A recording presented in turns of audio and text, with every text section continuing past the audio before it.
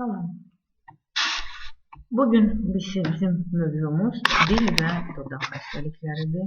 Bugünkü mövzumuz 4-cü kursda uşaqlarda çelikli qışa xəstəliklərinin sonuncu müalicəsidir. Dil.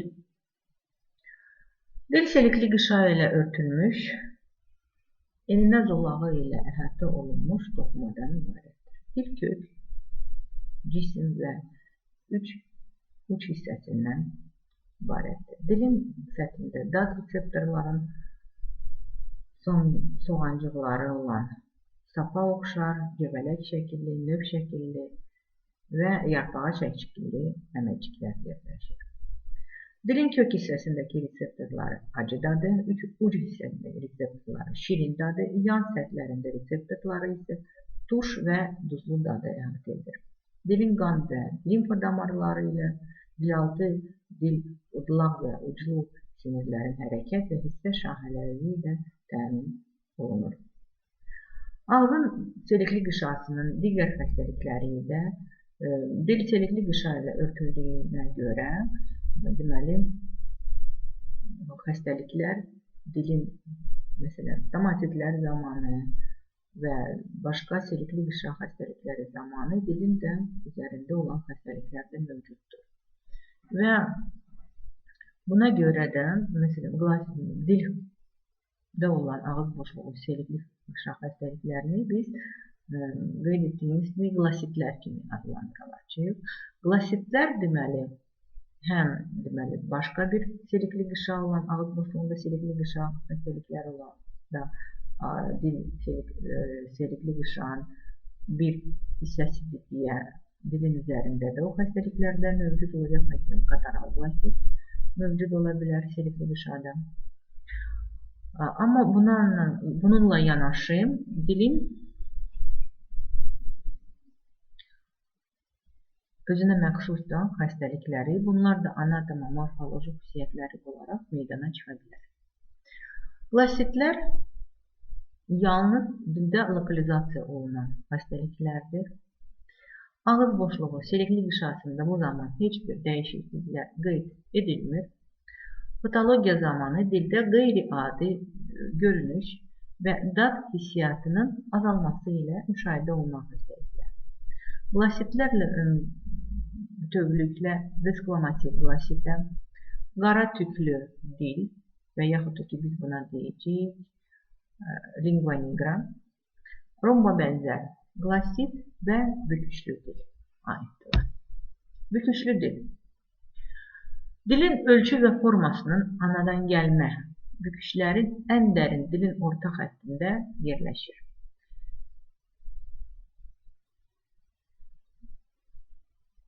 Adətən mərkəzi büküşdən perpendikulyar olaraq yanlara simetrik tərəfə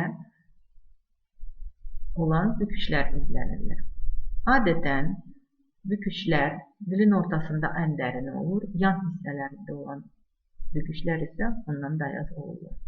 Adi halda heç bir proses dilin üzərində müşahidə olunmur. Sadəcə olaraq xəstələr dilin qeyri-adi formasından şikayətlənirlər. Bəzi hallarda gigiyenik qaydalar pozularsa, qida qəbulundan sonra büküşlü dil varsa, deməli orada qida qalıqları yığılanda iltihabı xəstəlik müşahidə oluna bilər. Məsələn, kataral gingivit kimi kataral glasit bu halda müşahidə olunacaq və sadəcə olaraq çelikli qışanın üzərində biz hiperrebeşmiyalaşmış, ödəmləşmiş və büküşlərdə yerləşən qida qalıqlarını müşahidə edəcəyik. Bəzi hallarda büküşlü dil, məsələn, Melkinson-Rosenthal sindromun əlaməti kimi meydana çıxa bilir. Eyni zamanda desklamativ glasitlə də birgə aşkar edilə bilər. Bəzi hallarda Down sindromunun göstəricisi ilə meydana çıxa bilir. Bəzi hallarda isə akromegaliyanın işarəsi ola bilir. Büküşlü dilin ümumiyyətlə bir müalicəsi yoxdur. Bu anatomik quruluşudur. Sadəcə olaraq büküşlü dil olanda psixik xəstələrə ağız boşluğunun gigiyenasına riayət etməyə və hər qida qabılından sonra büküşlərdə qida qalıqlarının yığılmaması üçün ağız boşluğunun qarqarasın və dilin üzərini təmizləməsini məsləhət görürük. Qara tüklü dil. Qara tüklü dil etiologiyası tam aydınlaşdırılmamış bir xəstəlikdir. Uşaqlarda nadir hallarda rast gəlir. Adətən bu kişilərdə 20-40 arası müşahidə oluna bilər. Etioloji faktorları biz görürsük 3 yerə bölə bilərik. Bu trofiki pozğunluq nəticəsində yaranan proses ola bilər. Fiziki, kimyəvi faktorlar təsirləri nəticəsində yarana bilər. Məsələn, spirtli içkilər istifadə olunması, siqaret çəkməsi zamanı və bəzi dərman preparatların qəbulu zamanı və bu xəstəliyin yaranmasında bakterial floranda öz yerini tutması faktorları ola bilir. Adətən, deməli, qara tüklü dil, lingua nigra, dilin üzərində, orta xəttində, ətrafında laxalaşır. Bu, sapa bənzər məməciklərinin həddən artıq hipertrofiyası nəticəsində yarana bilən bir xəstəlikdir. Əsasən, xəstələr dilin qeyri-adi görünüşü və dil üzərində yad hissiyatını danışarkən onlarda ögənmə qusma refleksinin yaranmasından şikayət edə bilərlər. Dad hissiyatının azalmasına, sərt damaqdan yaranan qaşıntı da müşahidə oluna bilər. Məməciklərin rəngi, adətən hipertrofiyalaşmış məməciklərin rəngi qəhvə rəngində, açıq qəhvə rəngində, tünd qəhvə rənginə qədər dəyişə bilər. Onların həm uzunluqları, həm də diametrləri 2 mm-yə qədər çata bilər. Obyektiv müayinə zamanı biz dilin üzərində tükə bənzəyər, saçı xatırladan məməcikləri görürük. Dilin yan səhətlərində adətən bu, deməli, patologiya müşahidə olunmur. Silikli qışa üzərində isə nə iltihab, nə də ki, ağrı şikayətləri də müşahidə olunmur. Qara tüklü dilin 2 forması mövcuddur. Həqiqi qara dil tüklüdür, sapa bənzər məməciklər böyüyürlər, uzanırlar və qüvvətləşirlər və yalançı qara tüklü dil bütünlüklə dil səthinin rəngi dəyişilir. Məsələn, uzun müddət xorgeksiditlə biz ağız boşluğunu yaxalayanda bu meydana çıxa bilər. Kliniki müayinə zamanı məməcikləri alətlə dik qalxır və əks tərəfə uzanılır. Bakterioskopik müayinədə çoxlu safhada biz leptotrixiyaları aşkar edə bilərək bu xəstəlik zamanı. Bu xəstəliyin müalicəsi ümumi və yerli ola bilir. Ümumi müalicədə biz antihistamin preparatları, göbələk əleyhinə preparatları, vitamin preparatlarını tətbiq edirik. Qeyd etmək istəyirəm ki, bu xəstəlik simptomsuz da keçə bilər və residivləşdə ola bilər. Yerli müalicədə pis vərdişlərdən imtina etmək birinci yer tutmalıdır. Yəni ki, siqaret içki görülmüşsə varsa, onu aradan qaldırmaq lazımdır. Ağız boşluğunun sanasiyasını həyata keçirmək lazımdır. Antiseptik maddələrdən istifadə edirlər və keratolitiklardan hipertrofiyanın qarşısını almaq üçün sulfitrizasiya məhlulu ocağın altına kalsium klor preparatları yeridilə bilər. Aşırı dərəcədə hiperplaziya müşahidə olunursa, onda biz xəstələrə kriodestruksiya əməliyyatı tətbiq edə bilərik. Desklomativ qlasit. Proses adətən desklomativ qlasit uşaqlarda müşahidə olunur. Qeyd etmək lazımdır ki, desklomativ qlasit, başqa adı geoqrafi deyil, uşaqlarda tez-tez baş verən iltihabı distrofik prosesdir. Bu xəstəliyin etiologiyası və genezi kifayət qədər tədqiq olunmayıb. Bəzi müəlliflər bu xəstəliyin neyrodistrofik prosesi kimi, digərləri isə norma variantı kimi klinik müzakirə edirlər. Alimlərin əksəriyyəti hesab edir ki, disklomatik vəzif bir çox amillərə, dişlərin çıxması, quruluş xüsusiyyəti ilə, nevropatik xəstələrlə fərqləndirilir. Uşaqlarda disklomatik vəzif ağızda atopik diatezin təzahürü kimi də müşahidə oluna bilər. Atopik diatez zamanı morfogenez baxımından oxşar toxumalar ağzın və tənəffüs yollarının, dilin, sidik cinsiyyət sisteminin selektiv işarları zədələnir. Uşaqlar arasında atopik formlu diatez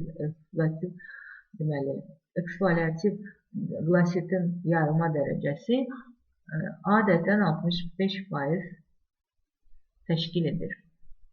1 yaşdan 7 yaşa qədər uşaqlarda glasitin inkişafında bağırsaq qurdu invaziyasında rolu mühümdür. Kliniki təsvir. Uşaqlarda disklomatik glasit ağzı müayinəsi zamanı təsadüfən aşkar olunur. Uşaqlar şikayətlərini bildirmirlər. Yenilətmələr və dil nahiyəsində göynəmədən və ya arabir sancmalar olmasından şikayət edirlər. Bu simptomlar daha çox həddindən artıq emosional gərginlik dövründə vegetativ damar distoniyası ilə olan yenilətmələrdə izlənilir. Müayinə zamanı dilin üzərində müxtəlif formada və ölçülərdə biz disklamasiya ocaqlarını müəyyən edirik. Epitelin disklamasiyasinə qeyri-bərabərdir. Onun ocaqları ayrılmış epitel ilə örtülmüş məməciklərdən sapı oxşar öz nazik haşiyəsinə çevrini alınmış olur və nahiyədə və nəticədə biz dilin üzərində coğrafi xəritəyə bənzər bir zədələnmələri görürük. Ona görə də bu xəstəliyin o biri adı coğrafi dil və yaxud ki, miqrasiya edici dil də adlandıra bilir. Diaqnozu yalnız kliniki təsvirə əsasən bizdə qoyulur. Laboratoriya tədqiqatları zamanı bakterioskopik tədqiqat yalnız istifadə oluna bilər. Bəzi hallarda valideynlərin yoluxucu xəstəlik olduğunu bu narahat edilir və yoluxucu xəstəlik burada olmadığı üçün bəzi valideynlər tərkib etdiyi halda biz bakterioskopik müayinəni həyata keçirə bilirik. Müalicəsi şikayət olmadıqda demək olar ki, aparılmır. Şikayət varsa, onda biz kertoplastikların tətbiqi həyata keçirməsini tövsiyə edirik. Proqnoz əlverişlidir. Romba bənzərdir və yaxud da ki, rombovari glasit. Romba bənzər glasitin etiologiyası məlum deyil. Bu, genetik infeksiya və immunitet mexanizmləri ehtimal olunur etiologiyasında səbəblərdən biri. Əksər hallarda rombobənzər glasit embriogenez prosesinin pozulması nəticəsində baş verən bir xəstəlikdir. Rombobənzər glasit zamanı ağızda şərti patogen Candida albicans və aktinomicet orqanizmləri üstünlük təşkil edə bilir. Ağzın mikrobiotenozunu pozan başlama kimi, amil kimi xroniki herpes ola bilər. Yuvenil şəkərli diabet zamanı rombobənzər glasitin müşahidələri də təsvir olunur. Klinikada bu xəstəlik zamanı orta xətt boyunca dilin arxa üçün 1/3 hissəsində olan və orta 1/3 hissəsinə keçən 1 sm uzunluğunda, eni isə 0,5 sm qədər ola bilən rombobənzər ocaq izlənilir. Rombobənzər glasit yastı, hiperplastik və papillomatoz formaları ilə ayrılır. Rombobənzər glasit yastı formasında zədə ocağın səthi hamar, qırmızı, məməciksiz, ətraf selikli qışadan sərt ayrılmış olur. Rombobənzər glasitin hiperplastik formasında dilin hamar səthində buynuzlaşma nəticəsində yaranmış qırmızı rəngli şişkinlik müayinə olunur. Rombobənzər glasit papillomatoz formasında ocağın mərkəzində ağımtıl çəhrayı rəngində gül kələmi göstərir şəklində artma müşahidə olunur. Diaqnostika rombobənzər glasit ağzın müayinəsi zamanı təsadüfən müayinə olunur. Laborator tədqiqat metodu əlavə kimi əhəmiyyət kəsb etmir. Müalicəsi, qlositin xüsusi müalicəsi tələb olunmur. Lakin bəzi hallarda peşəkar gigiyena həyata keçirilməsi tələb olunur. Papillomatoz formasında kriodestruksiyadan istifadə və yaxud ki, cərrahi sonra müalicə göstərilir. İkincili infeksiya birləşəndə infeksiya qarşı mübarizə üçün biz müalicə tədbirlərini həyata keçiririk və ağız boşluğu gigiyenasını həyata keçirdikdə antiseptiklərdən istifadə etməsi tövsiyə olunur. Proqnozu bu xəstəlik əlverişlidir.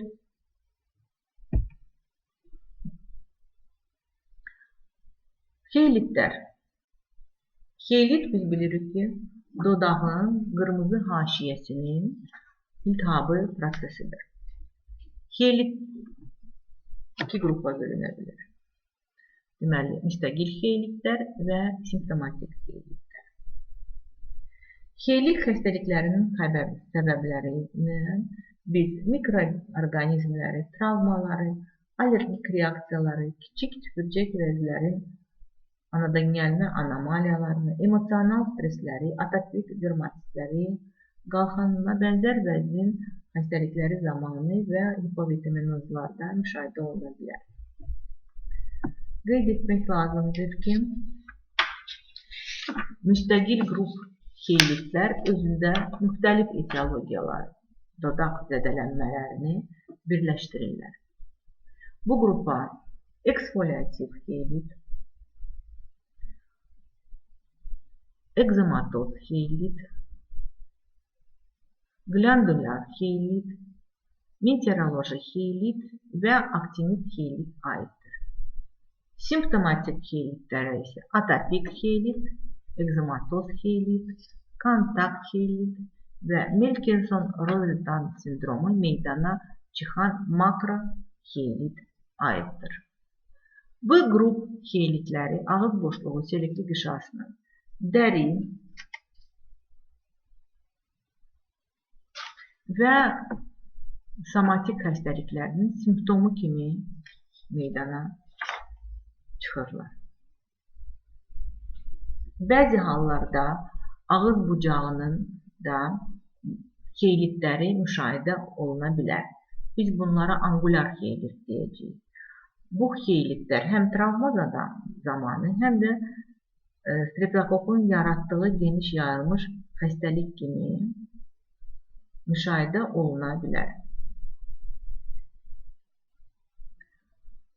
Angulyar xeylitin risk faktorlarından biri dişlərin vəziyyət anomaliyası, karies, zərərli vərdişlər və uşaqlarda somatik xəstəliklərin zamanı immunitetin aşağı düşməsi də müəyyən xüsusi rol oynayır. Angulyar xeylitin xarakterik xüsusiyyəti ağız bucağının zədələnməsidir. Dəri şişkin, pulcuq ilə örtülmüş və epidemiyalaşmış olur. Ağız bucağında dodaqların birləşməsi nahiyəsində xəstəlik müxtəlif dərəcələrini aid etmək olar. Maserasiya, çatlar, yaralar, ağız açıldıqda, yemək yedikdə, danışıq zamanı narahat olan ağrı hissiyatı olur. Angulyar xeylit çox zaman çox sayılı kariesla, ağzı yumulu vəziyyətdə dişlərin dərindən qapanması ilə müşahidə oluna bilir. Bəzi hallarda infeksion xəstəliklər, hipovitaminozlar, qan xəstəliklərindən zərbət zamanı da yarana bilir. Diaqnozu anamnezdə xəstənin şikayətinə görə biz və kliniki baxışdan sonra qoya bilirik. Müalicəsi səbəbi aradan qaldırmaq və risk faktorlarının təsiri azaltmaqla həyata keçirilir. Yerli müalicədə bakterioloji tədqiqatların nəticəsində bakteriyalar və yaxud da ki, göbələk mənşəli etioloji faktor varsa, onlara qarşı biz deməli, terapiyanı, yerli terapiyanı tətbiq edirik. Ümumi somatik xəstəlikin deməli, burada travmatik oklüziyanı karisli dişlərin rolu varsa, onda biz deməli ortodontik müalicədən sonra eyni zamanda yerli müalicəni də tətbiq edirik. Eksfoliativ xeylit. Eksfoliativ xeylitin iki forması ayırt edilir. Quru forması və eksudativ forması. Adətən zədələnmə zonası kley zonasının qırmızı haşiyəsinin ortasında olan sahəni əhatə edir. Dodaqda bitişik qırmızı haşiyəsinin bir hissəsi və ağız künclərinin zədələnməsinə məruz qalır. Quru forma zamanı dodaqlar durğun hiperemiyalar, quru və qabıqlanmaya meyilli olur. Müayinə zamanı dodaqların qırmızı haşiyəsində fiksasiya olunmuş, quru kiçik ölçülü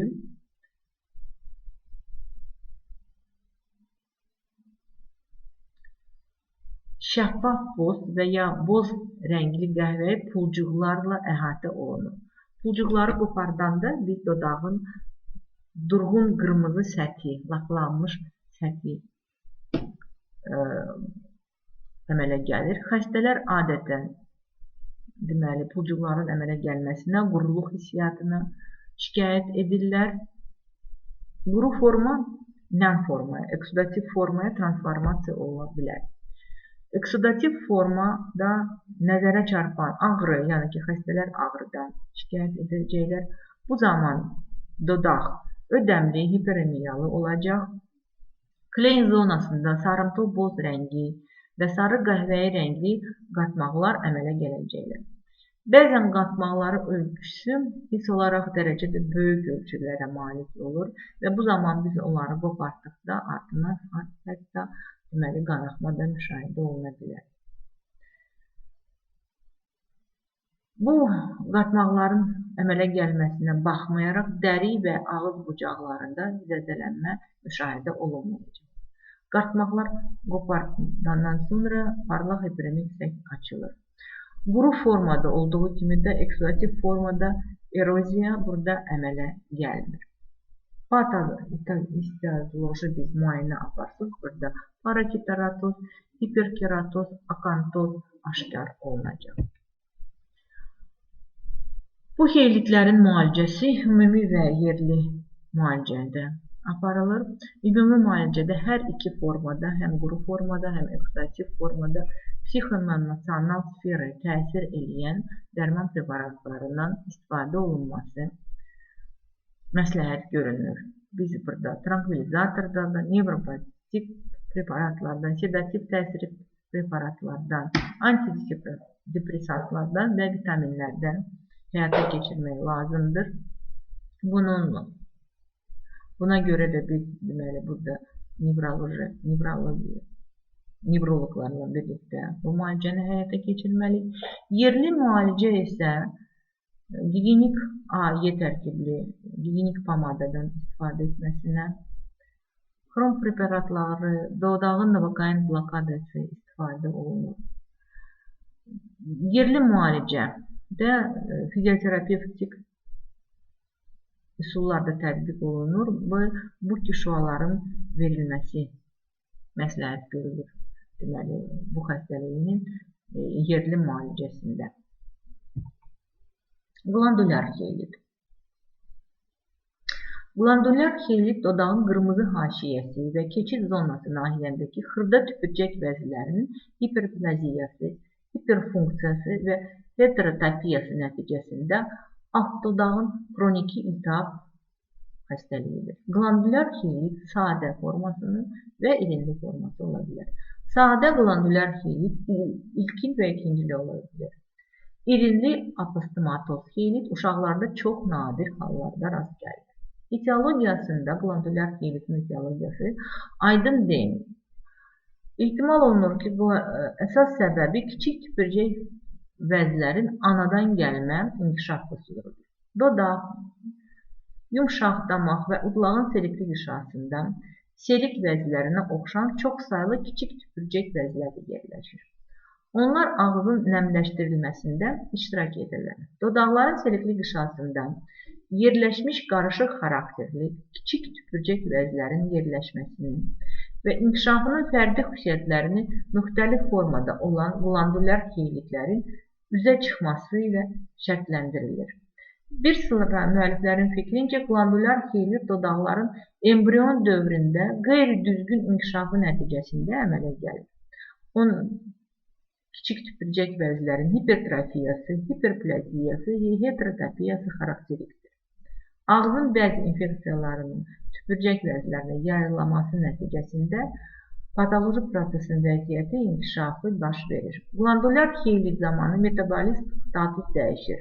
Orqanizmin bioloji mayelərində aşağı və orta molekulyar çəkisi olan maddələr səviyyəsinin, elə də 7-17 yaşlarında uşaqlarda endogen intoksikasiya markerlərinin qiymətləndirilməsi, katabolizm proseslərinin gücləndirilməsindən maddələr mübadiləsinin ara və son məhsulların yığılmasından xəbər verir. Klinikada sadə ilkin qlandulyar xeylitin tipik klinikası vardır. Ağızın çelikli qışasında, dodağın qırmızı haşiyəsinə keçid nahiyəsində, nadir hallarda isə dodağın qırmızı haşiyəsi üstündə tüpürcək vəzlərinin qırmızı nöqtələr şəklində genişlənmiş məsafələri görkəmlənir və onlardan tüpürcək damcıları ifraz olunur. Dodağın qurudulmasından bir neçə saniyə sonra onun sahələrində yenidən şeh damcasına bənzər tüpürcək damcısı yaranır. Tüpürcək buxarlanır, xəstə dodaqlarını yalamağa başlayır və bu da quruluğu bir az da gücləndirir. Bu xroniki çatlara, sonra isə leykoplakiya gətirib çıxara bilir. İrinli xeylik zamanı alt dodaq böyüyür, kiçik tüpürcək vəzlərinin genişlənmiş çıxış axarlarından sıxılma zamanı selik və ya selikli irin sekreti ifraz olunur. Bəzən qabıqlar, eroziyalar və ya mikroabsislər əmələ gəlir. Qlandulyar xeylitin diaqnostikası çətinlik doğrultmur, çünki onun kliniki təsviri olduqca tipikdir. Diferensial diaqnostika isə müəyyənləşdirilməsi məqsədi ilə aparılır. Müalicəsi, sadə qlandulyar xeylitin zamanı müalicə dişlərin çöküləntilərdən təmizlənməsi daxil olmaqla ağız boşluğunun sanasiyası ilə ibarətdir. Kariesin və onun ağırlaşdırmalarının müalicəsi ağızda infeksiya mənbəyini aradan qaldırır. Gün ərzində 2 dəfə iltihab əleyhinə olan məlhəmlərin, məsələn 10% metiluracil, sulfosil məlhəmlərin yerli istifadəsi, ağzın antiseptiklərlə Loraben, Korsidil, Florgeksidin, Heksidin məhlulu ilə yaxalanması tez bir zamanda yaxşı təsir göstərir. İrinli xeylitin müalicəsi mikrob əleyhinə və iltihab əleyhinə olan terapiyadan başlayır. Bu zaman tərkibində antibiotik olan məlhəmlərdən və fermentlərdən istifadə olunur. Bəzən iltihabı aradan qaldırdıqdan sonra hiperplaziya məruz qalmış tüpürcək vəzləri nazik elektrodlu diaderma koagulyasiyasının köməyi ilə aradan qaldıra bilir. Proqnoz bu xəstəliklərdə əlverişlidir.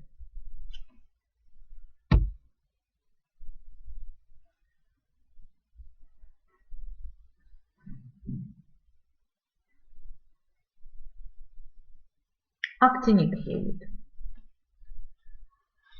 Aktinik xeylit adətən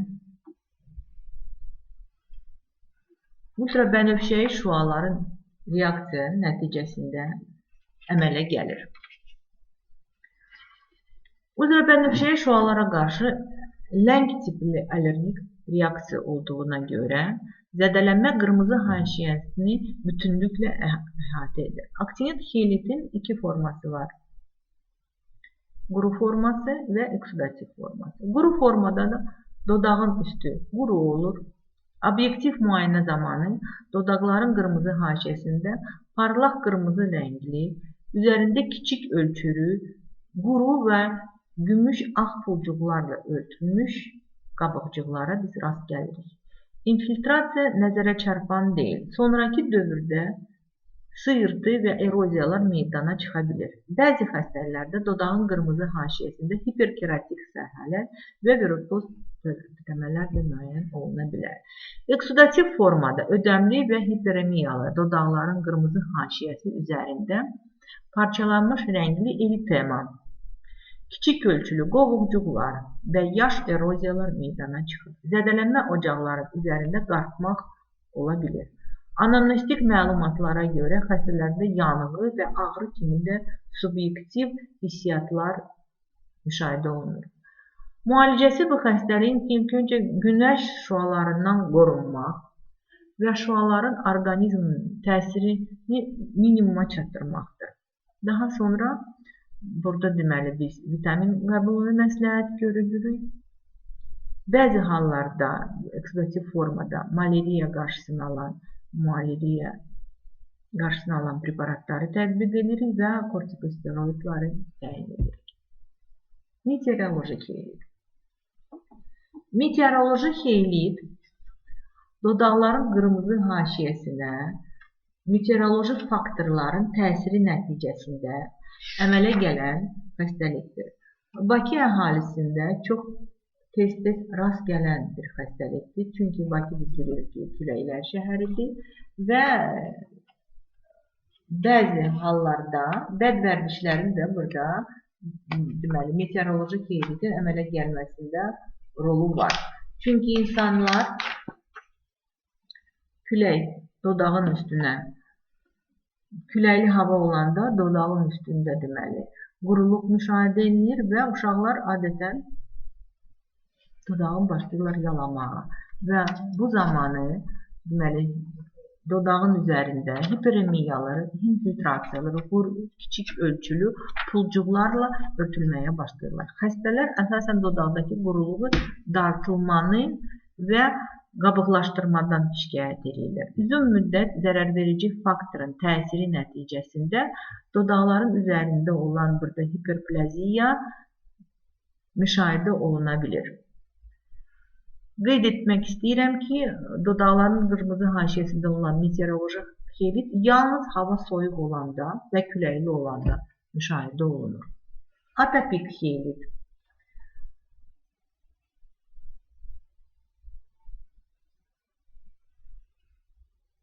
Atopik xeylit dermatitlərin simptomlarından biridir. Çox vaxt onun yeganə təzahürüdür. Atopik xeylit deməli, ekzemada, neyrodermit olan uşaqlarda əsasən müşahidə olunur. Xəstəlik yalnız dodaqların zədələnmələri ilə ifadə olunan və ya disseminasiya olmuş neyrodermitin simptomu ola bilir. Adətən 7-17 yaş olan uşaqlarda və yeniyetmələrdə rast gəlinir. Payız və qış aylarında kəskinləşir.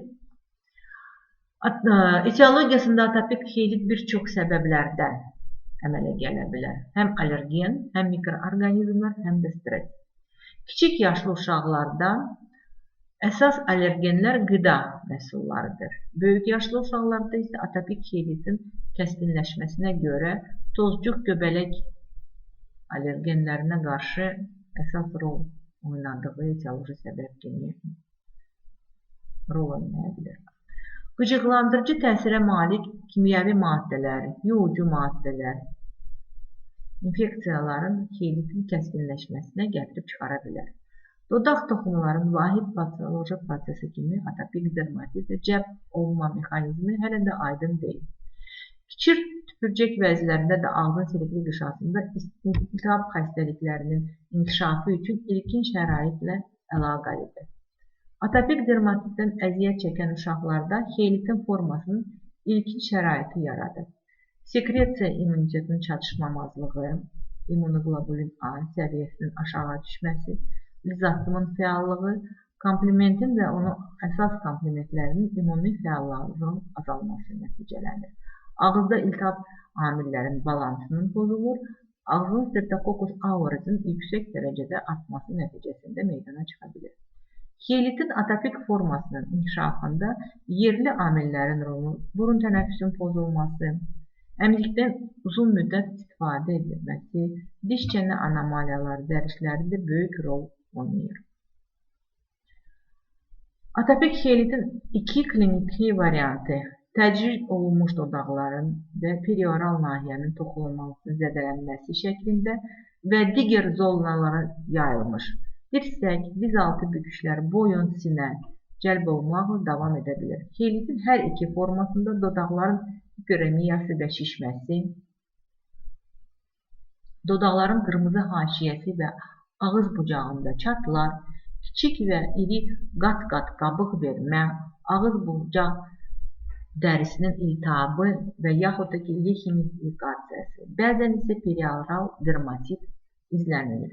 Təcrid olunmuş atopik xeylit zamanı əsasən dəridə və dodaqların qırmızı haşiyəsində kiçik qat-qat qabıq vermə və dodaqların qanama zonalarında eksfoliativ pulcuqlar, atopik xeylit zamanı isə atopik dermatit fonunda dodaqların daha qabarıq istifadə olunmuş infiltrasiyası, qırmızı haşiyənin və silikli qışartının şişməsi və dəqiq sərhədlərin olmaması müəyyənə olunur. Müalicə başlamamışdan əvvəl xeyliti doğuran səbəb müəyyən olunmalıdır. Atopik xeylitin müalicəsi kompleks şəkildə aparılmalıdır. Həmin müalicəyə təhris, simptomatik müalicə, həmçinin xəstəliyin legitimləşik profilaktikası da daxildir. Mübadilə prosesinin normallaşması üçün vitaminlərdən və mikroelementlərdən də istifadə oluna bilər. Yanaşı gedən patologiya varsa, atopik dermatitin müalicəsi həkim, pediatr və müvafiq mütəxəssis tərəfindən müalicə aparılmalıdır. Uşaq və yeniyetmədə yerdə iltihab əleyhinə allergiya qarşı müalicə 3-4 dəfə aparılır. Ad travmatik təmizləmə üçün dodaqların qırmızı haşiyəsi və perioral nahiyələrində proteolytik fermentlərdən istifadə oluna bilir. 3 yaşdan böyük uşaqlarda yerli immunomodulatorlar, hemodon, likopid istifadə oluna bilir. Atopik xeylit zamanı həyat keyfiyyəti aşağı salan xroniki təkrarlanan xeylitdir və stomatoloqun pediatrla əməkdaşlığı zamanı atopik xeylitin müalicəsi proqnozun yaxşılaşdırılır. Ekzematoz xeylit. Ekzematoz xeylit allergen cismində mikroorqanizmlər, qida, maddələr, dərmanlar və s. başqa allergen faktorlar üzə çıxır. Kəskin, yarım kəskin və xroniki gedişatı ola bilər ekzematoz xeylit. Xəstəlik üçün morfoloji elementlərdən dügüncük, qartmaq, qovuqcuq, çat, eroziya, polimorfizmlə xarakterizə olunan bir xəstəlikdir. Qeyd etmək istəyirəm ki, dodaqların qırmızı haşiyəsi həm üz dərisi ilə birgə, həm də sərbəst şəkildə zədələnməyə məruz qala bilir. Əksər hallarda dodağın qırmızı haşiyəsində bitişik dəri və zədələnməyə məruz qalınan sahələrdə müxtəlif növ elementlər, həm qartmaqlar, həm qovuqcuqlar, həm çatlar, həm də eroziyalar müşahidə olunur. Xəstələr adətən gidişmə, yanğı, hiperemiya, ödəmləşməyə olan dodaqlarında bu vəziyyətlə həkimə müraciət edirlər. Qeyd etmək lazımdır ki, bu zaman ağız boşluğu selektiv qışartında heç bir əlamətlər müşahidə olunur. Yəni ki, bu proses yalnız dodaqlarda müşahidə olunur. Müalicəsinə gəldikdə isə bu müalicəni biz birlikdə həkim pediatrla həyata keçirməliyik. Çünki bu xəstəliyin yaranmasında əsas yer allergiya, yəni ki, bu zaman həm də pediatr allergoloq ola bilsin ki, bu xəstəliyin müalicəsinə stomatoloqla birgə yanaşsın. Biz müalicə zamanı antihistamin preparatlardan, glukokortikosteroidlardan və sedativ preparatlardan istifadə edirik. Bu xəstəliyin ümumi müalicəsində istifadə olunur. Yerli müalicəsində isə biz mütləq deməli antiseptiklardan, ferment preparatlarından metil uracil tətbiq etməklə, deməli bəzi hallarda isə AY tərkibli dodaq deməli pomadasından, boyasından istifadə etməyi məsləhət görürük xəstələrə. Diqqətinizə görə çox sağ olun. Bununla bizim bu bölümdəki olan deməli məruzələrimiz sona bitir. Sağ olun.